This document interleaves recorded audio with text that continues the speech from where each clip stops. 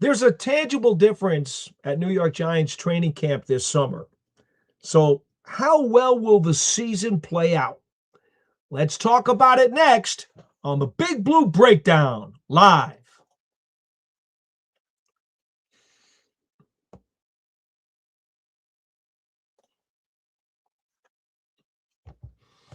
Hello again, everybody, and welcome back to another edition of the Big Blue Breakdown Live. Paul Dottino with you here on the New York Giants on SI Media Network. So glad you could join us tonight. This will be the first of our regular once-a-week live shows. We did a show 2 weeks ago at the beginning of training camp, and, well, then, you know what? We just thought it would be better to hold off and not come back until the Giants returned to their home in New Jersey, which, of course, they have done. If you haven't been paying attention, the Giants had their sixth fully padded practice yesterday. You're allowed 16 during the course of training camp, so the Giants have up to 10 more unofficially. I'm sure that they're keeping track, but I think as observers, we're trying to keep track as well. So there's still plenty of things to do and plenty of things to see as they take on the Minnesota Vikings in the preseason opener on Saturday at MetLife Stadium. By the way, a very rare occasion, it is a 1 o'clock kickoff. So for those of you interested in coming out to the game, potentially, and I'm sure there are a lot of tickets available, it is a 1 o'clock kickoff, not your usual preseason night game. So that's a little bit of an interesting twist. It is also, as you know, the Giants' debut of new head coach John Harbaugh, Hall of Fame coach, well, future Hall of Fame coach, who spent 18 years with the Baltimore Ravens. Now, nobody has any clue as to what the Giants' record is going to be in January. Yes, there are experts and prognostications and all kinds of folks throwing wins and losses up against a wall. A lot of people are, putting economic pieces of paper on these things. But I'm not here to get into the numbers of wins and losses for the Giants right now. I'm more interested in seeing what they do to get down from 90 to 53, right? Because the 53-man roster has to be into the league by 6 p.m. on Sunday, August 30th. Until that time, I really don't have a concrete feeling as to how many wins I think the Giants can realistically expect or what they are capable of. Here's what I can tell you, though, because this is the reality of it. We have already seen the details, the focus, the work ethic, and the intensity and the seriousness of the players at practice each and every day under John Harbaugh. He's been here 7 months on the job, and already you can see that there's a new sheriff in town. Yes, he has reinstalled music during practice. But no, nobody is toying on the side. Nobody is dancing on the side. Nobody is even dancing in the lines of the individual drills while they're waiting for their opportunities. Nope. Everybody is focused on doing the jobs that they've been assigned to do at that particular moment. As Harbaugh likes to say, deal with the present. Deal with today. Do exactly what you're supposed to do when you're supposed to do it. And these winning habits are expected to translate to the field. Now, a couple of items I just want to bring to the forefront here. And in just a little bit, we're going to talk to Super Bowl XLII champion center Shaun O'Hara, who was part of the team's broadcast crew. He's my teammate, as you know, on Giants TV, radio, and web. Shaun's been at practice a lot over the last couple of weeks. I've certainly been there the last 2 days and saw most of the practices during the spring and the off season. And we have a pretty good handle on who John Harbaugh is and what he is trying to do with this team. And you'll hear a question I have for Shaun later. And again, I invite you to stay tuned. We'll start that interview in just a little bit. But there's a very interesting thing that I've noticed with Coach Harbaugh. You guys are very familiar with the fact that I have basically called him, to some degree, a cross between Bill Parcells and Tom Coughlin. Well, he's got the discipline and the structure and the focus of Tom Coughlin.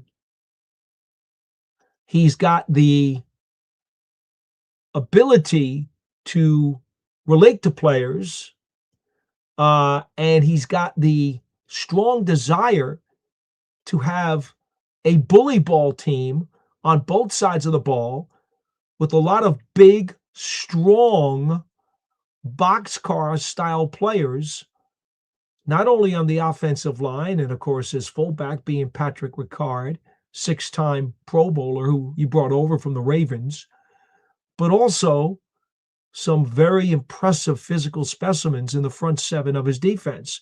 He wants to play bully ball on both sides of the line of scrimmage, which is something that Bill Parcells truly believed in. So I've said that before, right? He's a mixture of Parcells and Coughlin. And he's an old school guy. But you know what's interesting? And I asked Shaun about this, and we'll get into it in the interview in a few minutes. Harbaugh does not yell. Parcells yelled a lot.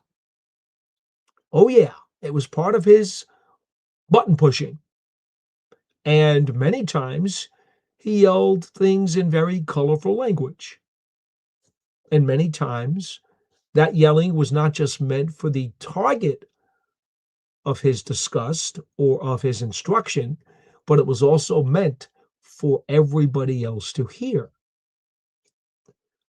Tom Coughlin barked out instructions because he wanted to make sure that they understood he emphatically wanted something done his way. I don't believe that I have heard John Harbaugh in a flat-out roar. And I mean this. I don't think I've heard him in a flat-out roar one time in all the practices that I've seen, whether it be the mini camp, the rookie mini camp, the OTAs, and now training camp. It's interesting for a guy who is a mixture of two old school coaches. The one thing that he does not have in common with either one of them is the propensity to scream his head off when he doesn't see something he likes. He's assertive, he's instructive, but I've yet to see him go full out scream during practice. Now, I find that interesting. I suspect from the people I've talked to, and I made a lot of phone calls in the last several weeks to people who are very familiar with Coach Harbaugh, who either know him very well or watched him for a long time. And one of the things it seems that came out of that is that he's assertive, he's confident, he believes in what he says. He understands that the way he does things commands respect. Obviously, he's won a Super Bowl. He's gone to the playoffs 12 times in 18 years. He does have a very strong belief that when he speaks, people will listen. He does not necessarily have to be emotional or emphatic about it. He can just say it. And at least to this point, the Giants seem to be listening and doing what it is that he wants. We often said during the course of the early offseason that they hadn't gotten to training camp yet. Let's see how Coach Harbaugh's demeanor meshes with the players once they get to training camp. because we have all heard the reputation that indicates he runs one of the harder training camps in the National Football League. We heard that from people around the league. We heard that from people who were in Baltimore. And you know what? We've heard that from people currently with the New York Football Giants as well. John Harbaugh maximizes every minute that he can get on the practice field. And one of the things that he does, he says that to maximize the efficiency of your practice sessions, you have to make sure you design drills. And this is part of his core philosophy. You design drills that are not just fundamental drills. You don't just do fundamentals to do fundamentals. You design drills that you believe specifically are going to be geared to the kinds of things you want your team to do. So you don't just run drills because they are football 101 drills and they've been run for 65 years or 75 years. No, that's too easy. Just open up a book from 1950, look at these running drills, look at these wide receiver drills, and run them. Those are fundamentals. And many, many coaches will stress 10 times over, we want to make sure we got the fundamentals. John Harbaugh is a little bit different. He's not just looking at the fundamentals. He's like, no. We want to maximize the value of the drills. So we're going to tweak the drills into hopefully meshing into certain things that we're going to want our players to do, how we want our players to play, how we want them to think. We're not just going to run your standard drill fits all, if you will, drills. So I find that very interesting. And obviously, coaches over the years, we've all seen coaches over the years who have had little tweaks with certain drills, or they like some drills better than others, and they'll eliminate some and add others. We've all seen those. But Coach Harbaugh puts a very strong emphasis on this. One of the other things that he likes to do, he believes that to maximize the efficiency of your practice sessions, that when you have the drills in the individual stations, he doesn't want those individual stations to have a long line. So let's say it's time for receiver drills. Instead of just having one receiver drill and having, let's see, the Giants, I believe at the moment have 13 receivers, or it might be 14. I think it's 13 receivers on their 90-man roster. You could easily set up the wide receivers coach with the receiver drill and have everybody run through and get at the back of the line and just run through all 13 guys and do one guy at a time and get your receiver drills in. That's not what Coach Harbaugh does. He will have 2 wide receiver drills set up, and maybe one wide receiver coach, the lead, will be working with half of the guys. The other wide receiver coach, the assistant receiver coach, and there are 22 hands-on coaches on Coach Harbaugh's staff. 13 of the 22 came with him from the Baltimore Ravens. He will take that other receivers coach. He gets the other half of the guys. So it could be 6 and it could be 7. And this way, there's less time standing around. Because while these 6 are doing this wide receiver drill, these 7 are doing another wide receiver drill. And then they'll swap.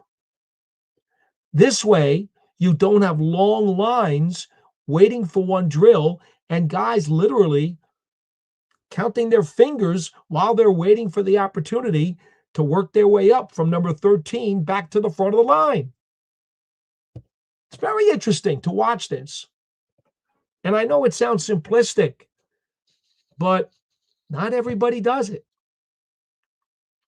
So that's part of the interesting factors that I've seen so far with Coach John Harbaugh. He's not really a yeller, and he's a guy who has figured out ways to try to get the most out of each one of the drills besides the 7-on-7s, the 9-on-7s, the 1-on-1s, and the 11-on-11s. All of those are different sections during the course of the practice day. But when it comes to these individual drills, you know, he wants there to be doubled up value, if you will, in these drills. And so that's pretty much what I wanted to do just to start off the program. I will give you guys a quick recap of some of the great things that happened at today's practice. First of all, Abdul Carter did return to practice. He's got himself a sore hand. Phillips, Newsome were over with the trainers today. Maui Noah was limited in his action today. And by the way, yesterday was a fully padded practice. Today, they were only in helmets, shorts, and shells, which are light shoulder pads. There was no contact today. Okay? No contact today. This was basically a mini camp practice. So a very light one, if you would. Guys who did not work today because of various bumps and bruises: Debo, Hyatt, Smith-Schuster, John Michael Schmitz, and Lucas Patrick. That's interesting because John Michael Schmitz is in concussion protocol. Lucas Patrick has an injured knee, which means Brian Hudson, who has been on the team for 2 years and made 2 appearances last season, he is the third string center on this team, and he has been the guy who's had to step up and become the guy who's doing the bulk of the snaps at center, because numbers 1 and 2 are down right now. That also causes a bit of a hurdle as you try to prepare a team with a second-year quarterback, with a brand new offensive system, with an offensive line that already has a brand new starting right guard in rookie first-round pick CeCe Mauigoa. And now you're shuffling your third center into the lineup, as the Giants have already admitted. Matt Nagy has already told us, the offensive coordinator, he told us earlier today, they've only got half of their passing and running game installations in. So we'll talk to Shaun O'Hara about that in just a bit. That is definitely somewhat of a blip on the radar screen. So let's go through our plays of the day really quick, and then I want to get to Shaun O'Hara for the first part of our interview. Obviously, the play of the day, and I'm sure you've read about it, Arvell Reese with another spectacular display of athleticism. Short pass to Skattebo down near the goal line. Incredible extension, stretching, athletic, one hand reaching up, deflecting the ball and grabbing it himself for an interception. Everybody around the practice field was like dropping their jaws and in amazement. Arvell Reese is super impressive.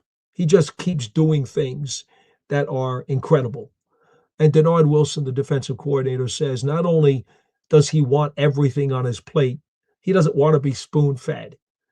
He's incredibly smart, incredibly instinctive, very strong, very long, very thick, very fast, very powerful. He's everything you could possibly want in a player. And he doesn't make the same mistake twice. I was talking to Carl Banks about him today, and it's like you'd swear he's a 4 or 5 year veteran. Arvell Reese does not come off like a rookie at all. And I want to say this, big props to Peter Schrager of NFL Network and ESPN, now that they're one and the same, right? He calls him RoboCop. He called him RoboCop. He was out at practice yesterday and said, that's what he reminds you of, RoboCop. And he's right. He's absolutely right. He is the NFL's version of RoboCop. I think it's a great analogy that Peter Schrager came up with yesterday. So anyway, Reese made the play of the day. Another play that was terrific today. We saw a tip ball over the middle that then bounced off the helmet of Jason Pinnock. And Chris Manhertz, backup tight end, made a diving stab right before it hit the ground. That's off for 2 ricochets. Great concentration. Nice job by Manhertz. We also saw Thomas Fidone, not to be left out. I mean, if you're going to praise one tight end, you might as well praise another. A dynamite, one-handed diving stab of a pass near the left sideline. Fidone he's interesting. He really is. He still needs some development. He's still raw. Remember, he missed a lot of time at Nebraska because of injuries. And he missed a lot of time with the Giants last year because of injury. I do like his tools, though, and it's hard not to. Also, a couple of really nice throws by Jaxson Dart today in the passing red zone drills. Threw a dart over the middle to Malachi Fields. And yes, that was a pun. The quarterback threw a dart, yes. Right over the middle, in between traffic, laser beam, right to the receiver for a touchdown.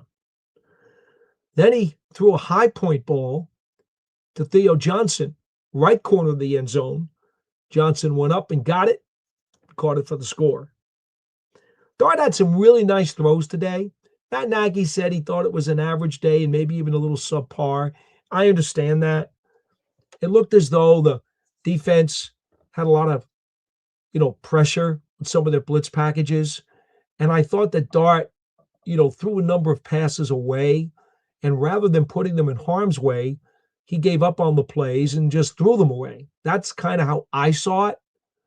So I thought some of those aborted plays, if you will, were actually okay, but they were incompletions, and obviously they weren't anywhere near the receivers. But again, I thought those things were on purpose. I didn't think he threw the ball particularly poorly. I just thought that in a number of cases today, the coverage was good, and he didn't see anybody open, didn't like what he saw, and he threw the ball away. But I'm sure that Matt Nagy, the offensive coordinator, had a reason to say what he said. He saw some things. Maybe Dart missed a bunch of plays that he should have had mentally. I can't say for sure. Excuse me.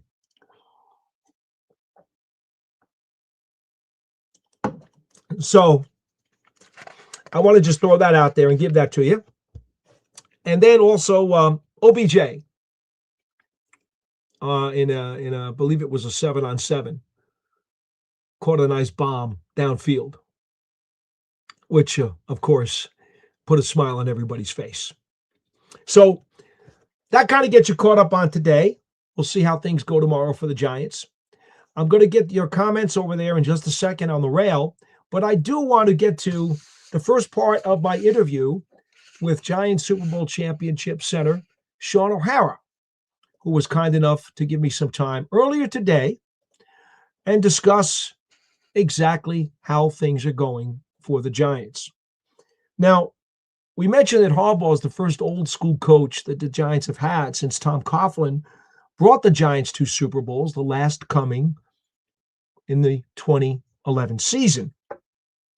We know that Shaun O'Hara, one of my broadcast partners on the Giants broadcast team, was the starting center for the Super Bowl 42 title in Arizona when they beat the New England Patriots. So he has a real good concept of playing for an old school coach and playing for Tom Coughlin, who is all about respect and discipline and focus. Again, similar traits that Harbaugh has. Well, one of the things I wanted to start with in terms of my conversation with O'Hara was that, hey, you played 11 seasons in the NFL. You went through all kinds of different training camps, all kinds of different preparation methods. What did you think about, the Giants were forced out of their home because of the World Cup and the construction at the Quest Diagnostics Training Center, about them going to West Virginia for a week and a half? And O'Hara thinks that there was plenty of positives to come out of it. Well, I think going away to camp always kind of adds a little chemistry to the factor. You're away together, and you're kind of just focused on football, and all the other distractions, kind of fade away. So I think it was always great to go away to camp. I think what's nice about it is when you go away and then you come back, it's new and it's fresh. Sometimes it's tough when you're in the same building and the same thing, and it's like, okay, we just broke camp, but we're doing the same stuff. That's when it becomes like Groundhog Day. So I think there is some good energy that comes from that. And I think, I feel like the players did a great job embracing all of the change and all the newness. And it's like, hey, you know what? It's new for everybody, which I think is great because now everybody's kind of on the same page. You've got a new staff, you've got some new players, you've got a new offense, a new defense. All of that newness, they kind of experience it together at camp, and then they get to come back here and keep working on their craft. What have you noticed about John Harbaugh's coaching style? Because one thing that I think that's kind of weird is that as an old school coach, he doesn't yell like Tom Coughlin did when he's on the field. He doesn't yell like Bill Parcells did when he was on the field.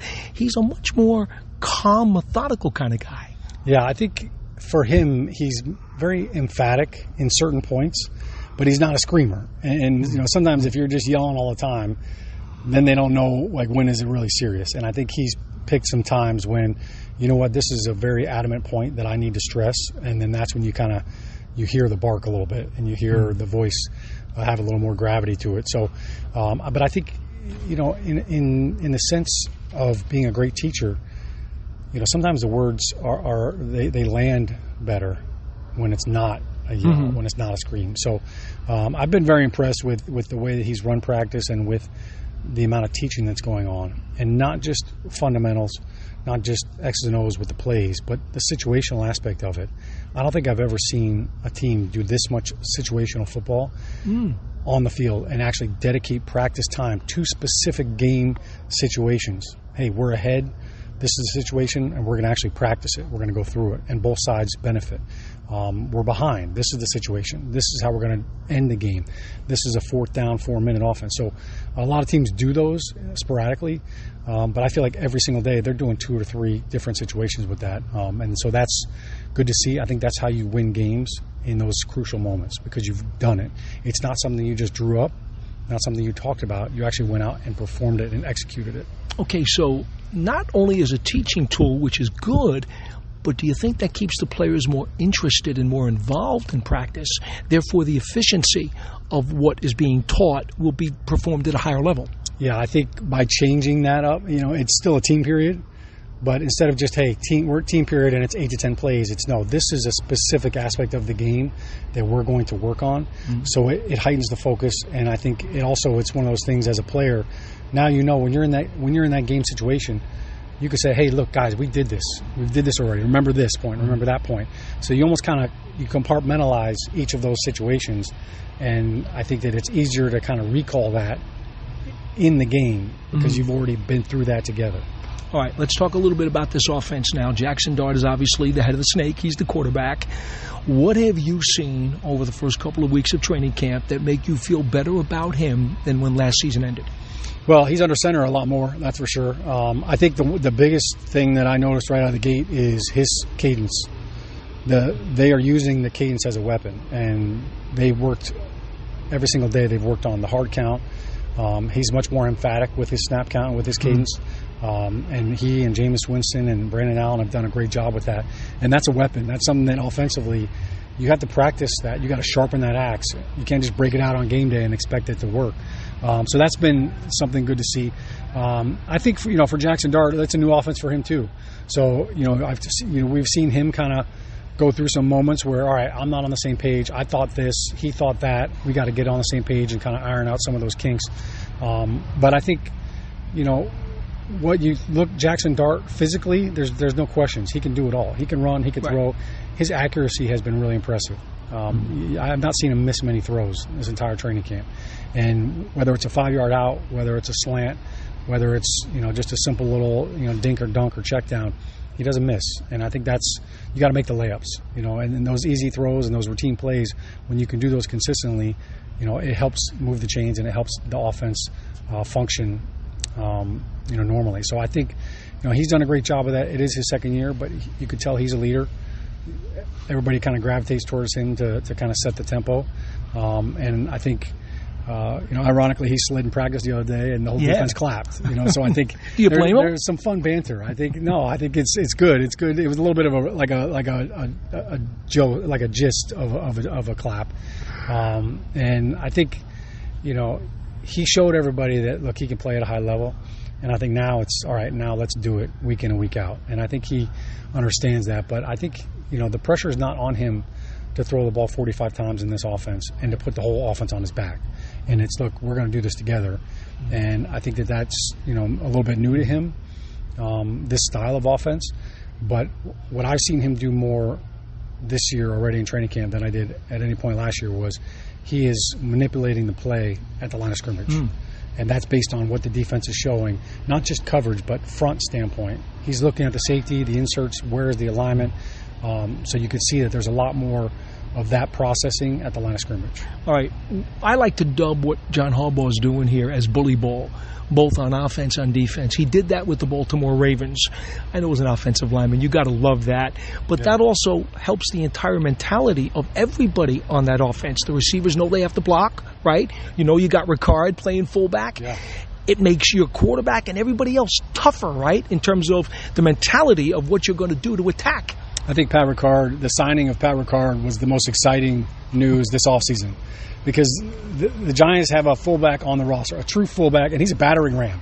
Like, this is not a guy that's just going to go run routes. Like, he's there for one reason, and it's just to knock people on their butt. So I think there's only 16 teams in the league that actually have a true fullback on the roster. So that in itself, you could talk a lot about we're going to run the ball. That is saying we're going to run the ball and having the tools to do it and committing to it. So I think that is one of the exciting things about this offense. But look, football it's always been, and it will always be, the most physical team wins. And when you look at what they did in Baltimore for the last couple of years, they were the number one rushing offense in the league for a number of years. Sure, Lamar Jackson had a big part in that, but Derrick Henry, what he did and the numbers he put up running behind Pat Ricard, that's how you win games. And more importantly, that's how you close games out.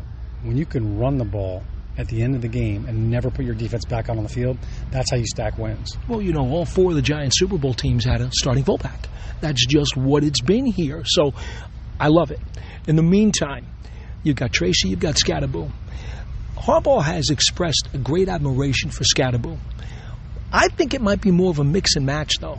I mean, why can't they have 2 1,000-yard rushers if they're going to be a power-running heavy team? Yeah, well, I don't see any reason why they can't. And I think, I don't think either one of them is selfish enough to say, no, I want all the carries. I think that if it's running back by committee, I don't think anybody really cares who has 100 yards rushing in one game or who has 1,000 yards rushing at the end of the season. If we're winning football games, everybody's happy. Mm-hmm. So that's the key.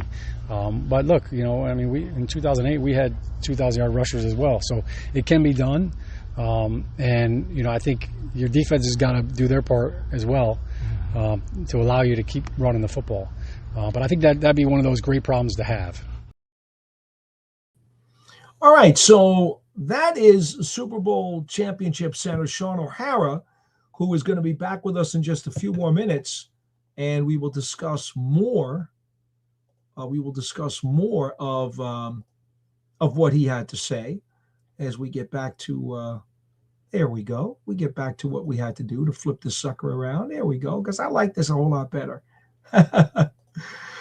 All right, so Shaun's got a whole lot more about some of the blips that the Giants still have to work through during the course of this preseason, and some other thoughts on the special teams unit, which has been totally overhauled, as well as what an offensive player would think about when he looks at this potentially imposing Giants defense. So That's coming up in just a few minutes. In the meantime, let me get to your comments over in the rail and see what you guys have to say. I should add condolences and prayers for the family of Fred Hoagland and friends. He was the Giants offensive line coach during the Bill Parcells era. Also went to coach for Coach Parcells when he was in New England. Fred Hoagland was a really good guy, former offensive lineman with the Cleveland Browns many years ago. Parcells had him. He would have been what Pat Flaherty was to Tom Coughlin. Fred Hoagland was to Bill Parcells. Helped build an offensive line that won Coach Parcells 2 Super Bowl championships in '86 and in 1990. So condolences to his family, friends, and all of those who knew him. Fred Hoagland was a good guy. I always enjoyed seeing him and talking to him. And he did yeoman's work with the offensive line. And you will remember some of those terrific offensive linemen that the Giants had under Bill Parcells. And, of course, the most colorful one of all would have been Brad Benson, who was on the scrap heap, discarded by the New England Patriots, picked up, as a free agent by the Giants, and goes on to, play over a dozen years in this league and played, I think, 3 or 4 positions on the offensive line during his career, including becoming a Pro Bowl left tackle, which nobody could have possibly forecasted. And he was the first ever offensive lineman to be named NFC Offensive Player of the Week when he shut down Dexter Manley of the then Washington Redskins, who was a ferocious pass rusher, late in the '86 season in a game in Washington, D.C. that virtually clinched things for the Giants in terms of putting them in the driver's seat to be the NFC East champions. And so, anyway, I wanted to make sure we got that in there. All right, in the meantime, Armand Duda says preseason week 1 is here. James O'Keefe says, hello, Paul. 1 o'clock Saturday. Can't get here soon enough. Looking forward to seeing Big Blue in action. I can't wait too, James. You know why? Because not only am I pumped about it, but myself and Shaun O'Hara will be doing the radio play-by-play for both the Giants-Vikings and Giants-Miami Dolphins preseason games, while Carl Banks and Phil Simms and Bob Papa are doing the broadcasts on television on WNBC Channel 4 here in New York. Rich Big Blue says, good evening, Paul. I'm back. Hope all is good. What's going on with the corners? Should we be concerned at center? I addressed the center spot with Shaun O'Hara. That will be coming up in part 2 of our interview momentarily. What's going on with the corners?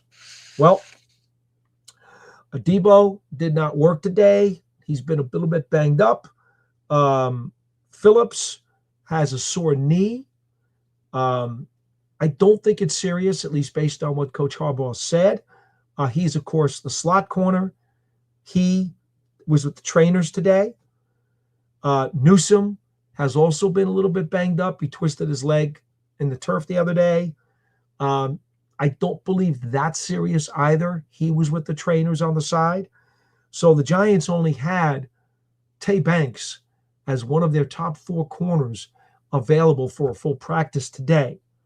And I'm sure you've seen some reports on the internet about Terry and Arnold supposedly coming in for a visit with the Giants tomorrow. The Giants have not commented or confirmed or denied anything about that. So we will see where that lands. But in the meantime, at the moment, they're banged up at corner. I think all 4 corners have done very good things during training camp. I'm sorry. Let me pull back a moment. Colton Hood is the other of the 4 boundary corners in the competition, the 2nd-round pick out of Tennessee. Hood played well again today, had another really good pass breakup. He closes well. He plays the ball very well. He's fast and quick. I was told a lot of people around the league had a 1st-round grade on him. So they had Hood and they had Banks out there today. There was no Newsome at practice or Adebo at practice. Phillips is a slot. Of course, you guys know that Darius Washington is the other guy in the mix who has been working some at slot corner behind Phillips. All right. I hope that gets you caught up there. Armand Duda says Coach Parcells was an artist at yelling and button pushing. Yes, he was. Greg Denham, 7686. Hi, Paul. So ready for football. Go Giants. He also says, the beginning of our next great era where we know what we are doing again. Leadership and teaching matters. Yes, John Harbaugh considers himself a teacher first. He has said that time and time again. He believes that he shares information with his players. And when you share information with your players, they have a better chance of comprehending it and of getting the production out of it. Armand Duda, when Parcells told Jumbo Elliott not to be nervous. That's not Michigan State over there. That's Philadelphia. Indeed. Greg Denham says, plus Reese is humble. Yes, he is. Armand Duda says, RIP Coach Hoagland, by the way. Yes, sir. Seconding my motion from before. Greg Denham says Fields is going to be a red zone beast. I don't think there's any doubt about that, but so is Isaiah Likely at tight end. Armand Duda says, glad to hear Theo Johnson is making catches. Theo Johnson does very well on catches that are on the outside of his radius. He's really, really good at catches to the side and at catches that he's got a high point. And the better thrown balls that are in his breadbasket, he doesn't attack the ball. He seems to have a inclination, and he knew this because he told us at the end of last year he was going to work on it. He waits for the ball to come to him, and that's when he has some dropsies issues. I still haven't seen him fix that yet. There's still some time. Rich Big Blue says, how is Dart looking taking snaps under center? I have not seen much problem with it at all. He seems to be doing fine. Greg Denham says, I agree. If Theo Johnson could cut down on the drops, he is a real weapon. I think a lot of people said that about Evan Ingram. You know, it's that asterisk that always causes you a problem.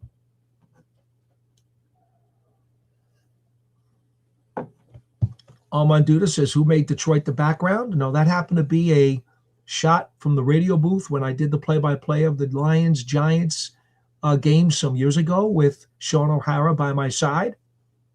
It was a good picture. And since we did the interview live today as an audio only, and he was not coming through an electronic video program, I decided, you know what? Maybe you guys would like to see both of our faces as the interview goes on. So I threw up that picture from when the Giants played the Lions a few years ago. And Shaun and I will take another picture this week when we do the game, I'm sure. Armand also says, I love Pancake Pat. And for those of you who don't know, Patrick Ricard's nickname is Pancake Pat at 260 pounds. He says, finally, we have a fullback again. And I talked about that with Shaun O'Hara. And also, Armand Duda says, Jacobs and Ward rushed for 1,000 yards apiece in 2008, and that is correct. And that was also a team that Shaun O'Hara was blocking on. And that's why I brought that up. I don't want to say I'm getting a little weary of it, but why does there have to be a bell cow back on this team? They've got two very solid backs who I believe, if either one of them, had over 200 carries, they could gain 1,000 yards. So why can't both of them? That's all. Why not? I think it's a mix and match. I really do. You heard me say it, my question, and I still believe it. It'll be based on the opponent. Which guy gets more carries on that particular day? And it'll all come out in the wash at the end of the year. And it wouldn't shock me at all if they each have 1,000 yards. And then there's always a chance that one of them has 1,000, another one has 700 or 800, and maybe Singletary has 200 or 300. Devin Singletary's still on this team. He took a pay cut to stay. He's a pro's pro. He's reliable, very well liked, great asset in the locker room. And by the way, is the best pass protector, believe it or not, in terms of picking up the blitz of any of the running backs. So that's where that stands. All right. Well, let's go back to our interview with Shaun O'Hara. I thought that everything that we've talked about in terms of the skill position players, the quarterback, the running back, the tight ends, the wide receivers, okay, that's all well and good, right? We've hammered those things around for the last how many months. But it's ironic that as the Giants are now beginning their turnaround, well, it's really not ironic. It's actually fitting. Fitting is the better word than ironic. That the offensive line is no longer a huge worry or a huge source of concern. That's because the Giants were able to reach at least the average middle of the pack point with their offensive line last year, if not even actually a little bit better. And I'm inclined to think they're probably like a top 12 offensive line. So it hasn't gotten as much attention. It hasn't caused as much consternation this year.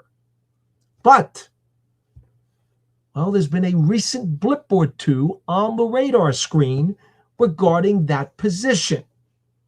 And so I explored that in my conversation with Shaun O'Hara. All right, let's talk about the O-line for a minute. You got Mawinoa, now is the new starting right guard, making the transition as a tackle, although he played a lot of snaps in practice as a guard. The center spot, JMS with the concussion right now. Patrick is out. They're down to Brian Hudson right now as the third-string center. How difficult is that to get this offense running in sync when you don't even know who's snapping the ball every day? Yeah, it's not ideal when you have rotating offensive linemen. You want that synergy. You want that cohesiveness. So it's tough anytime one of your starters goes down and misses time, and then when the backup is not available as well, now you're on your third level. But I think Hudson's done a really good job. He's a natural center. Like his footwork, he's handled all the shotgun snaps, all the quarterback center exchanges really well. He's handled all the communication. Doesn't seem to be any mental gaps in any of the protections or the communication with that. So that's all good. I think it's just he's now got to play catch up a little bit because he doesn't have the amount of reps with his guards with a lot of those combo blocks and making sure you're not stepping on each other's feet and making sure you're hip to hip on certain things. So that's not ideal, but that's the NFL. And every team is positioning, hey, what do we do if this guy goes down? Who are we moving? Do we slide a guy over and move another guy in, or do we just plug and play another guy? So that's something that you hope you don't have to go to, but you're always planning for that and prepared in case it does happen. All right, so to get the continuity that these guys need before they play Dallas in Week 1, they got 3 preseason games beginning with this Saturday against Minnesota. Do you have a feeling as to how much the starters should play, given that they've got a brand new head coach and they do have some parts that are still trying to get to know each other, especially a bunch of those wide receivers? Well, look, you can't wait until the second half of Sunday Night Football in Week 1 to say, all right, well, now we got to crank it up. So I expect to see the starters play quite a bit in the first 2 games. That's just my opinion. And as a player, I would want to play too because it's a new offense. I want to get to the season and I want to know that I've run all these plays and I've got reps at them with my starters. So, obviously, you want to take care of players and you want to make sure you're not putting anybody in unnecessary risks. But you've got to win football games, and we got to win football games in September. If you don't win any games in September, it doesn't matter what you do in November. So I think that's the biggest aspect of it. Look, there's 3 preseason games. I think the first 2 is when you really want to get your work in, and then third game is when you kind of polish things up. I think Jaxson Dart also, look, it's only his second year too. So this is a new offense for him. So you want to see him go out there and you want to see him run some of these situations with the new play calling. I want to see him run 2-minute offense. So I'd like to see him finish the half. I'd like to see him maybe come out in the third quarter and start a second half after maybe we tweaked a couple things at halftime. So there are some things that I'm sure they're going through, like, what scenarios do we want to do? But I don't think anybody's looking to tap out of these preseason games right now. You want to start off week 1 with a W. All right, before I go to defense for a couple of questions, I got to ask you one more offensive question, because everyone is going to want to know what you think about Odell Beckham's comeback. You've had the chance to see him now a number of practices. Looks like the hands are there. Looks like the speed's there. Durability is certainly still a question, because you just don't know, going on 34 years old, if he's going to be able to hold up. Look, I'll tell you one thing. Odell Beckham has multiple gifts that you can't coach. All right, he has sick hands, some of the best hands I've ever seen, and those don't disappear. There's no decline in that. He has a suddenness and an acceleration that not a lot of guys have. I still see that. I still see him run by corners, and he's a little more seasoned now. So you can see he's a little bit more cerebral with how he sets things up and how he does things. Physically, look, he's still got a lot of the same moves and the same routes and the same explosive ability. I think if I'm a quarterback, that's the guy that I trust on third down. I put the ball anywhere in his zip code. I feel like he's going to come down with the ball. So I think there's definitely a role for him. I think he's excited to be back here. I think he felt like he had some unfinished business. So I'm rooting for him, and I'm hoping he gets a chance to do that. Yeah, he's certainly determined. There's no doubt about that. All right, let me go to defense for a minute or two before we let you go. You're the center. You break the huddle. You come out to the line of scrimmage, and you see that Giants defense on the other side of the ball, especially the front 7. What's the first thing you're thinking about? These guys look fast. Like, they all look like sprinters. And I think that's the biggest challenge is, all right, number one, especially on third down, you're looking at Thibodeau's roaming around, Abdul Carter's moving around, Burns is inside, and it's kind of like that amoeba defense where they're all moving around. And then Tremaine Edmonds is like 6'6" at middle linebacker, so they look like they can cover a lot of space and a lot of ground. So that's a little bit intimidating when you come up, but you got to identify them, and you got to find out, like, all right, who are we going to block? I think there are some real specimens over there. So I think as an offensive lineman, all I'm saying is let's not get in third and long, because these guys are going to be a handful in third and long. Let's do our job on first and second down, so we don't have to deal with that messy third down stuff. Okay, now that means, though, you're going to try to run it first to get that third and short, and we know the Giants have had trouble stopping the run the last few years. From what you have seen of this front 7 over the last couple of weeks, what is your optimism about them having improved that part of their defense? Well, you won't know until they start playing the games. I have yet to see them tackle and go live, so that's what the games are for. But I think when you talk about stopping the run, a lot of people think, oh, defensive tackles, defensive ends. It's everybody. So it's the 8-man front. It's the safety insert. It's the linebackers fitting off of blocks. I think watching Tremaine Edmonds and watching Arvell Reese, the ground that they cover, the speed with which they meet the running back at the line of scrimmage, that's a big part of stopping the run too. So I'm excited to see them go out and put it all together on the field. But I think it's also a mindset. I think they're aware of the challenges. They're aware of what transpired last year. But I think this defense, I've seen a lot of movement. There's a lot going on at the line of scrimmage. They're giving a lot of different looks, a lot of different fronts.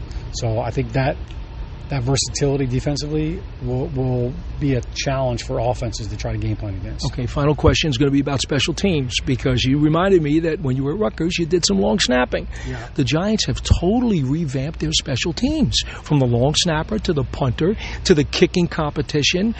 I mean, how difficult is it going to be when all those replacement parts are going through the same thing at once, and they've got only a few weeks to get it ready?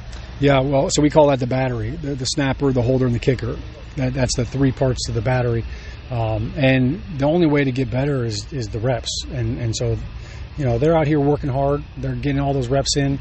The snap's got to be on the money. As a snapper, when it comes to field goals and PATs, you want to make sure you give them the laces. You don't want them to have to spin the ball. So that's always paramount as a snapper. But the challenge that they have now is they have a right-footed kicker and a left-footed kicker. Yes. So as a snapper, that ball has to be different. If I'm holding for a left-footed kicker, I don't want to handcuff that holder and jam it in this way, but I also don't want him to have to reach out for it. So there's different misses when you have a lefty kicker and a righty kicker. And the same thing as a punter. When you're snapping to a left-footed punter, you want to put that ball on his left hip. so he can go through his footwork. Whereas a right-foot opponent, you want to put on his right hip so that he can be on that angle. So those are all things that you work at in practice, but it's the game time and the game speed. And when you're dealing with the wind in MetLife, that's when you really kind of find out who you have. So there's a lot to watch in these 3 preseason games, and you and I will be in the radio booth for the first couple. Yeah, always good to talk to you. Yeah, I can't wait, Paulie. It's going to be fun out there, and let's take care of those Vikings.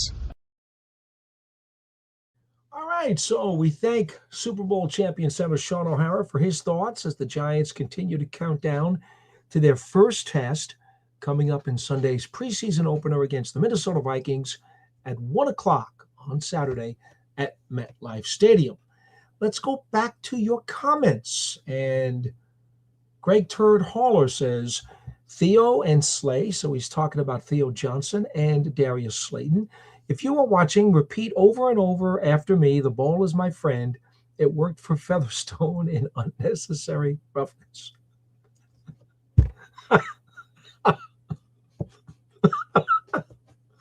I'm sorry. Oh, honestly, Darius Slayton, who at times has had some dropsies during his Giants career, still is averaging 15 yards per catch. And if you only look at the time period since he came into the league, 7 years ago, he's among the top 5 receivers in average yards per catch over his career in that time frame. So I don't necessarily think he gets as much respect from a lot of folks as he deserves. And last year, he played injured virtually the whole season and had to have the groin surgery, the sports hernia surgery, after the year was over. And I understand it was on both sides. So, he gave everything that he had last year. And if his concentration wasn't perfect because his groin was in significant pain the whole season, well, maybe people ought to think about that a little bit when they review his performance of last year, which I know was not up to his usual standards. Armand Duda says, no reason this defense shouldn't be better at stopping the run. Well, I agree with you, Armand. I agree with you. Edmonds and Reese, wow. That's quite a mountain range to try to navigate if you're a running back and expect to run the ball between the hash marks against the New York Football Giants this year. The inside run with DJ Reader at nose tackle and those 2 linebackers right behind him, it should not be very easy to do. Darius Alexander has had a sensational spring and off season and training camp. He looks like everything that he saw or that we saw of him in the final month of last season looks to be in play again. He looks like he belongs. He's much more assertive. He's much more confident. He's much more attacking. He's just been dynamite. Had another pick 6 yesterday. He's had a couple of those during training camp. Can't say enough about Darius Alexander. So between him and DJ Reader up front, I think the Giants feel really good about those 2 guys. And then the other starter on the other side is Shelby Harris, who they know has been a steady and consistent NFL player, a quality veteran. I can't say he has necessarily stood out in training camp, but we know what his resume is. And then there are a bunch of other guys who have numbers. There are numbers there, and we'll have to see in their roles how they fit in and who's good enough to stick. But there's no doubt right now in my mind that Alexander and Reader, and then behind them, Reese and Edmonds, are going to make this a much better rush defense. There's no question in my mind. How much better? I don't know, but it's going to be better. Greg Denham says, preseason or not, we owe the Vikings a whooping. Armand Duda says, Slayton is much better than people think. Isaac Moore, 1246. How many wide receivers are we keeping, 6 or 7? I've been of the opinion that it would be 6, but I do not know for sure how the Giants think about it because it's way too early. John Harbaugh, rightfully so, has said that they've got preseason games to play yet, and that is going to weigh very heavily on what they decide to do. You got to consider your numbers at receiver, your numbers at running back, and your numbers at tight end. I think all 3 of those positions are kind of tied together in terms of how you balance it. Remember, Ricard, as a fullback, has the ability to play some H-back or even up on the line if you wanted to on some plays. So that could preclude you from keeping an extra tight end. The fact that you have Likely, who can line up on the boundary and can also line up as a big slot and run a lot of plays that a receiver would run, that could preclude you from keeping an extra wide receiver. We all know about the rule that if you're a deep wide receiver on the depth chart, you usually have to play special teams. I offered this question earlier today on Big Blue Kickoff Live. Are you sure the Giants are going to keep 3 quarterbacks? For several years, teams were afraid to keep 3 quarterbacks. They were like, well, why are we wasting a spot? We should only keep 2. Sneak the 3rd guy onto the practice squad. And then quarterbacks 2 years ago started going down like flies and getting hurt after hurt after hurt after hurt. And now you have teams wanting to keep 3 quarterbacks again. Well, if you're in a roster bind and you really think you need 1 more position player, would you consider keeping 2 quarterbacks, Dart and Winston? And I would think that Brandon Allen would be amenable to or agreeable to go to the practice squad. And, he's been around this league for a while. We know what he is. I suspect that you wouldn't necessarily have to worry about him signing elsewhere. He's got a relationship with this Giants coaching staff. He's here for a reason. Maybe, do you even think about only keeping 2 quarterbacks on the 53? I haven't heard anybody even ask that question. But is it possible? I suppose it is. Doesn't mean they'll do it, and I'm not saying they will. Don't misinterpret what I'm saying. I'm simply offering the question. Greg Turd-Haller says, Alexander looking like George Martin out there at times. And Armand Duda saying, I hear Tate Banks has been looking good at camp. That is correct. And then Armand Duda says, now I wouldn't be surprised if we keep only 2 quarterbacks. All right, folks. Well, that'll do it for tonight's edition of the Big Blue Breakdown. Very much appreciate your time, spending 1 hour with me on this lovely August evening. We'll be back on Friday with a quick taped game preview of what to look for in Saturday's preseason opener against Minnesota at MetLife Stadium. That's a 1 o'clock kickoff. We'll be back with a game review. That'll be another short tape segment on Sunday with some of the things that we saw in the game against the Vikings. And then we'll return again next week with another live edition of the program, the Big Blue Breakdown Live, on Tuesday night at 8 p.m. Eastern Time. And as always, you can join in the fun via chat, via audio call, or via video call. It's all part of the New York Giants on SI Media Network. So until next time, I'm Paul Dottino.